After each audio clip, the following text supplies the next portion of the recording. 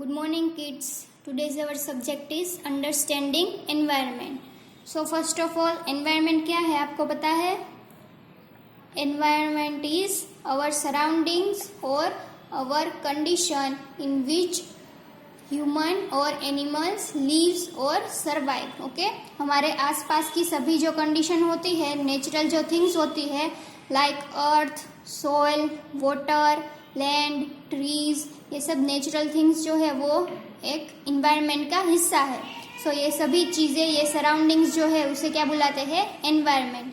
सो इस सब्जेक्ट में हम एनवायरमेंट से जुड़ी हुई कई सारी चीज़ों के बारे में लर्न करेंगे एंड मैं आपको सब चीज़ें एक्सप्लेन करूँगी. So first chapter we have is a new arrival in the family. So मैंने आपको डिक्शनरी में से फाइंड करने के लिए वर्ड्स दिए थे, इसमें ये वर्ड था अराइवल. सो आई होप सबने फाइंड कर लिया होगा और सबको मीनिंग भी पता होगा.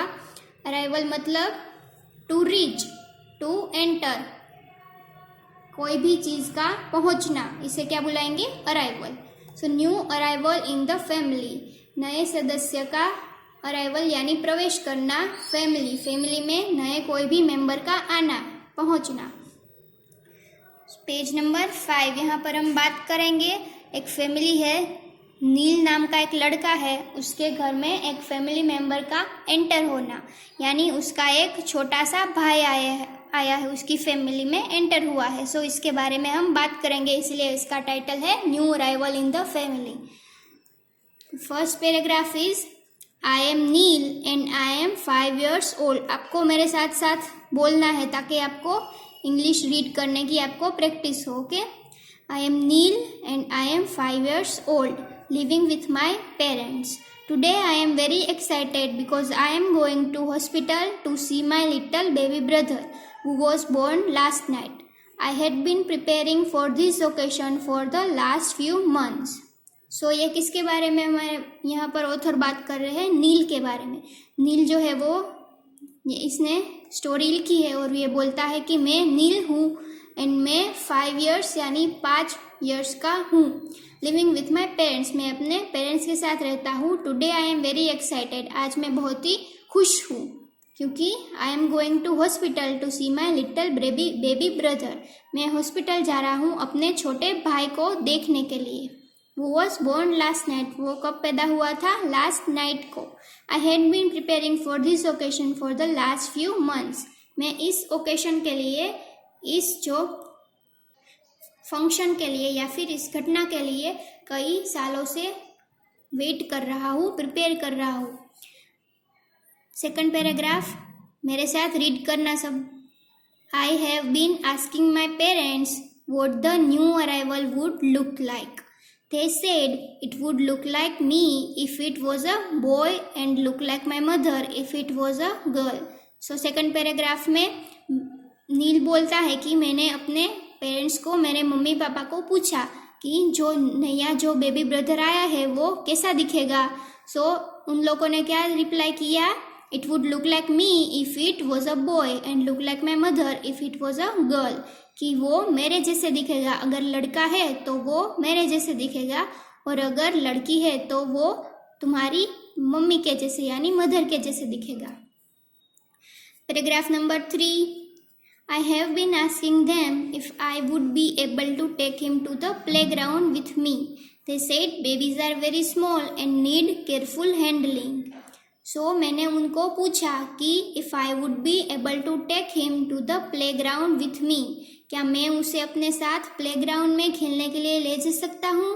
They said babies are very small and need careful handling. सो उन लोगों ने बोला, मेरे पेरेंट्स ने बोला कि बेबीज जो होते हैं वो छोटे होते हैं, सो उनकी अच्छी तरीके से देखभाल करनी चाहिए. सी यहाँ पर आपको पिक्चर दी गई है, ये नील है और ये उसका बेबी ब्रदर है, ये उसकी मदर है.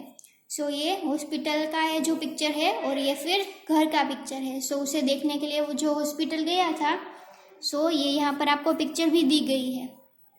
Fourth paragraph, a lot of care is required in feeding them, changing their diapers and attending to them when they are crying. They also told me that they would continue to love me and care for me even when the new baby arrives. सो छोटे baby को देखभाल, अगर आपके घर पे छोटा baby brother या baby sister होगी तो आपको पता होगा कि उनकी बहुत ही देखभाल करनी पड़ती है, बहुत ही केयर करनी पड़ती है।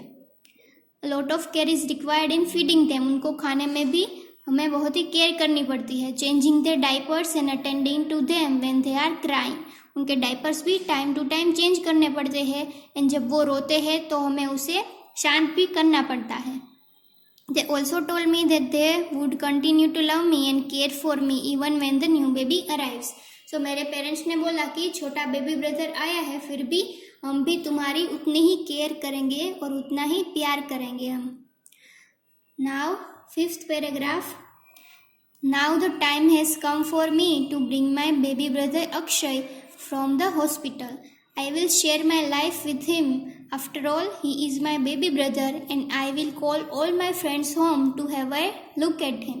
So अब 5th पैराग्राफ में नील बोलता है कि अब क्या है, अक्षय जो उसका बेबी ब्रदर है उसका नाम क्या रखा है, अक्षय। सो अक्षय को अब हॉस्पिटल से घर लाया गया है। I will share my life with him, Neel है वो बोलता है कि मैं अपनी पूरी जिंदगी है वो अक्षय के साथ स्पेंड करूँगा। After all he is my brother and I will call all my friends home to have a look at him, क्योंकि वो मेरा छोटा भाई है मैं अपने सभी दोस्त को, अपने सभी फ्रेंड्स को बुलाऊंगा उसे देखने के लिए। 6th paragraph. Neil went to the hospital and met his baby brother sleeping in the cot. He was so tiny and so beautiful that Neil wanted to take him home. So Neil है वो, Neil went to the hospital and met his baby brother.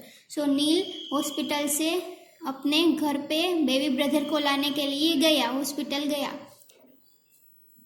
His baby brother sleeping in the cot. So उसका जो baby brother था, छोटा सा भाई था, वो कोट यानी बेबी का जो बेड होता है, उसकी सोने की जो जगह होती है, बेड जो होता है उसे क्या बुलाते हैं, कोट। सो उसका बेबी ब्रदर कोट में सो रहा था। He was so tiny and so beautiful that Neil wanted to take him home. वो कैसा था, टाइनी यानी छोटा सा था और बहुत ही सुंदर था। सो नील को जल्दी से उसे घर ले जाने की उसे एक्साइटमेंट थी। ओके, सो ये हमारा फर्स्ट पेज हो गया, new arrival in the family. अब हम सेकंड पेज हम नेक्स्ट लेक्चर में करेंगे। ओके, इसको अच्छी तरीके से एक बार रीड कर लेना और कोई भी अगर हार्ड वर्ड लगे तो उसे राइट करके उसका मीनिंग डिक्शनरी में से फाइंड कर लेना।